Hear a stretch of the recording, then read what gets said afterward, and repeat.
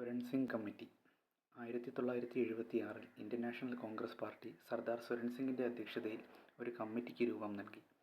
ഭരണഘടനയിൽ മൗലിക കർത്തവ്യങ്ങൾ ഉൾപ്പെടുത്തുന്നതിൻ്റെ ആവശ്യകതയും പ്രാധാന്യവും പഠിക്കുകയായിരുന്നു ഈ കമ്മിറ്റിയുടെ ദൗത്യം. മൗലിക കർത്തവ്യങ്ങൾക്കായി പുതിയ ഭാഗം ഭരണഘടനയിൽ കൂട്ടിച്ചേർക്കണമെന്നായിരുന്നു സ്വരൺസിംഗ് കമ്മിറ്റി മുന്നോട്ട് വെച്ച നിർദ്ദേശം.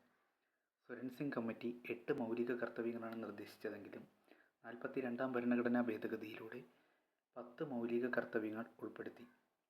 1948-ലെ അന്താരാഷ്ട്ര മനുഷ്യാവകാശ പ്രഖ്യാപനത്തിൻ്റെ അനുച്ഛേദം 29(1) ഓരോരുത്തർക്കും സമൂഹത്തോട് ചില കർത്തവ്യങ്ങളുണ്ടെന്നും എങ്കിൽ മാത്രമേ ആ വ്യക്തിയുടെ പൂർണ്ണവും സ്വതന്ത്രവുമായ വികാസം സാധ്യമാകൂ എന്നും പ്രതിപാദിക്കുന്നുണ്ട്. ഇതിൻ്റെ കൂടി വെളിച്ചത്തിലാണ് മൗലിക കർത്തവ്യം ഭരണഘടനയിൽ ഉൾപ്പെടുത്തണമെന്ന് സ്വരൺസിംഗ് കമ്മിറ്റി നിർദ്ദേശം വെച്ചത്.